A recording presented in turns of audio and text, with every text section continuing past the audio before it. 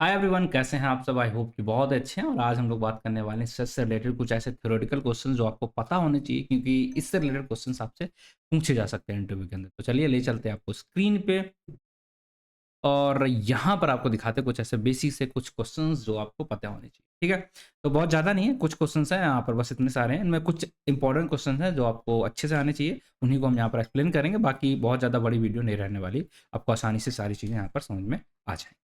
ठीक है, चलिए तो सबसे पहले क्वेश्चन को हम लोग यहाँ पर देखने की कोशिश करते हैं कि बेसिक सा क्वेश्चन है ना, आसान है। आई बिलीव इसमें से ज़्यादातर क्वेश्चंस आपको आते होंगे, और थ्योरेटिकल की स्पेलिंग गलत है इस ओके। ठीक है, चलिए आते होंगे और आप लोग कर लोगे सारे क्वेश्चन जो भी हम डिस्कस करने वाले हैं।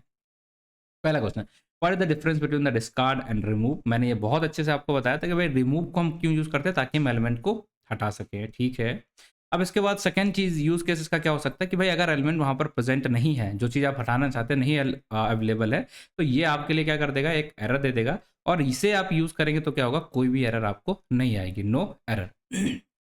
तो डज नथिंग रेज की एरर। ठीक है, तो की एरर आने की वजह एक हो सकती है कि अगर आप रिमूव का यूज़ करोगे, एलिमेंट नहीं अवेलेबल है, फिर भी आप हटाने की कोशिश करोगे, तो आपको ये एरर देखने को मिल जाएगी।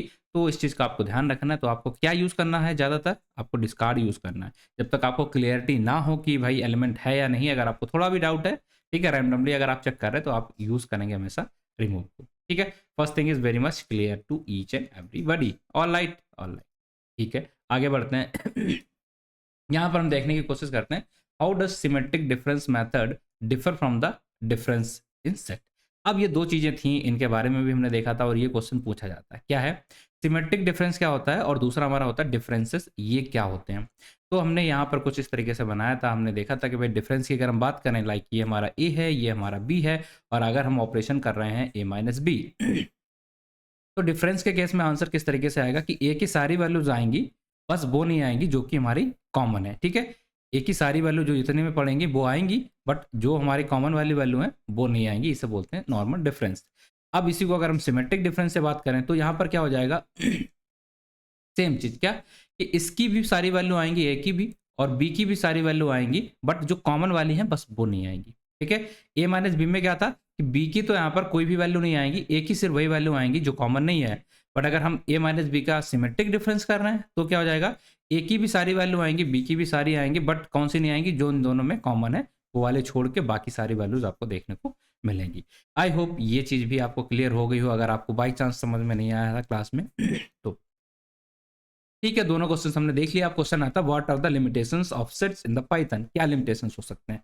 तो हमने पहले देखा था कि भाई यहाँ पर जो चीज़ें होती हैं हमारी कैसे होती हैं, अनऑर्डर्ड होती हैं। यहाँ पर हम इंडेक्सिंग और स्लाइसिंग नहीं कर सकते, ये इसकी लिमिटेशंस हो सकती है। ठीक है, ये दोनों चीज़ें हमारी इसकी लिमिटेशन होती है। और क्या हो सकता है, like sets can not B store mutable elements like list and other set. मतलब यहाँ पर हैशेबल का कॉन्सेप्ट होता है, इसकी वजह से लिस्ट के अंदर हम वैल्यूज को स्टोर नहीं कर सकते हैं। ये भी मैंने क्लास में दिखाया था आपको, एग्जाम्पल भी दिखाया था, लास्ट क्लास में भी दिखाया था। तो अगर आप डायरेक्टली लिस्ट को यहाँ पर डाल रहे हो, जो कि अनहैशेबल हो जाता है, इसकी वजह से यहाँ पर ये स्टोर नहीं करती ऐसी वैल्यूज को। तो ये इसकी लिमिटेशंस ने कितनी हो गई, 3। और ये वाला क्वेश्चन थोड़ा इंपॉर्टेंट हो जाता है। ठीक, चलो क्वेश्चन नंबर 4 पे मूव कर जाते हैं। How to set ensure the uniqueness of the element.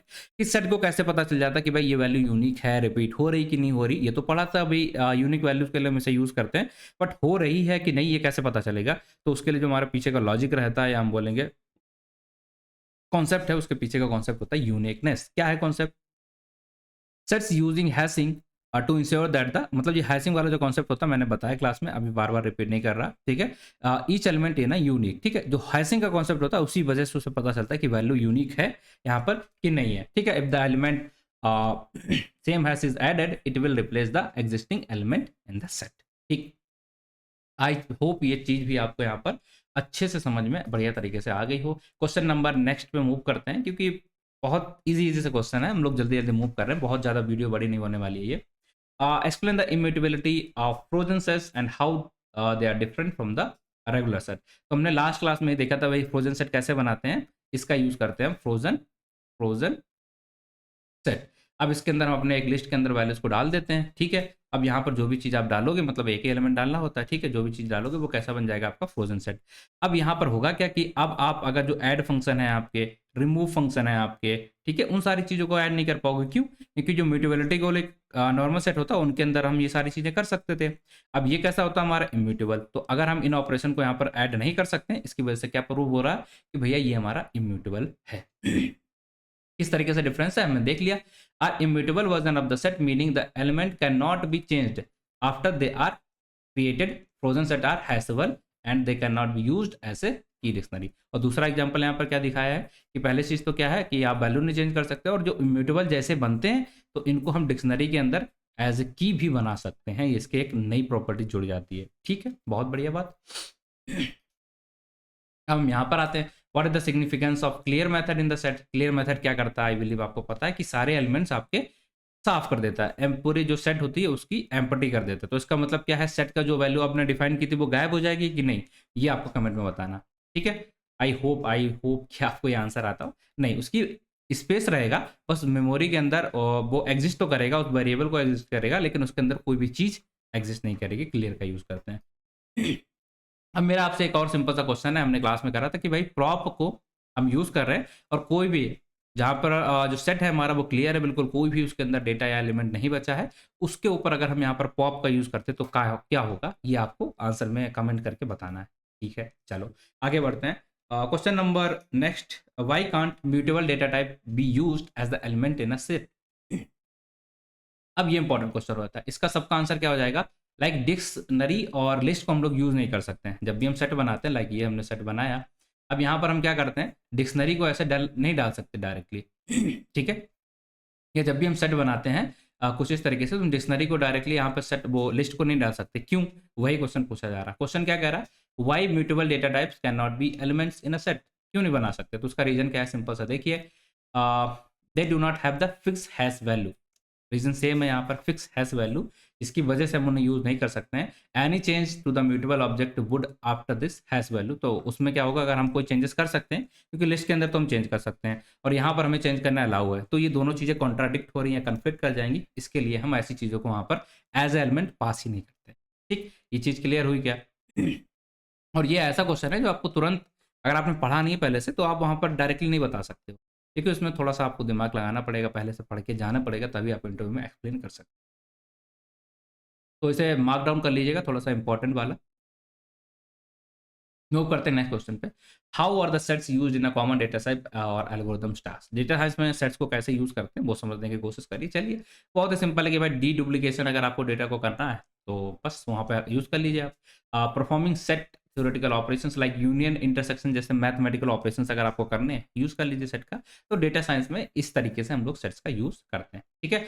और बड़े डेटा सेट है, वहाँ पर आपको मेंबरशिप चेक करनी है, तो आप यूज कर लीजिए सेट का। तो इस तरीके से हम लोग यूज करते हैं। बिलीव ये सारी चीजें तो बहुत आसान लग रही होंगी अगर आपने प्रीवियस वाले लेक्चर्स देखे हैं। अगर नहीं देखे तो भाई ऐसा लग रहा हो कि पता नहीं, मतलब कुछ हो तो रहा है लेकिन क्या हो रहा है नहीं पता, है ना।